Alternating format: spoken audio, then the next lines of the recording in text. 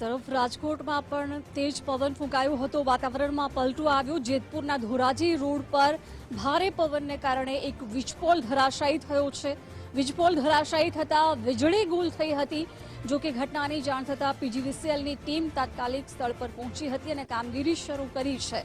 ભારે પવનને પગલે અનેક જગ્યાએ વૃક્ષ ધરાશાયી થયા છે। જેતપુરના ધોરાજી રોડ પર એક વીજપોલ ધરાશાયી થયો। હવામાન વિભાગની જે આગાહી હતી તેને લઈને કહી શકાય કે જેતપુર ધોરાજી ઉપલેટા ભાયાવદર હરેક જગ્યા ઉપર છે તે વાવાઝોડું અને વરસાદ છે તે જોવા મળ્યો હતો। ત્યારે જેતપુરના દ્રશ્ય બતાવવાનો પ્રયત્ન કરીશ કે આપ જોઈ શકો છો કે હાલ જેતપુરમાં પણ વરસાદ છે તે વરસી રહ્યો છે। હવે જો બીજી વાત કરવા જઈએ કે જેતપુરની અંદરમાં વાવાઝોડાના કારણે ઘણા જગ્યા ઉપર નુકસાન છે તે જોવા મળી રહ્યું છે। વાત કરવા જઈએ તો એક કહી શકાય કે જે થાંભલો પણ ધરાશાય થયો છે। ઘણી જગ્યા ઉપર ઝાડવાઓ પણ ધરાશાય થયા છે તેવી પરિસ્થિતિ છે તે સર્જાણી છે।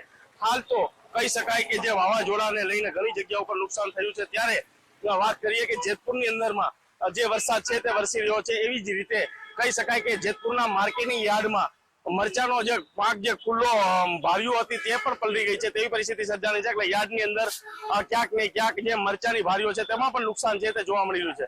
હરેશભાઈ, ગુજરાત ફર્સ્ટ, જેતપુર।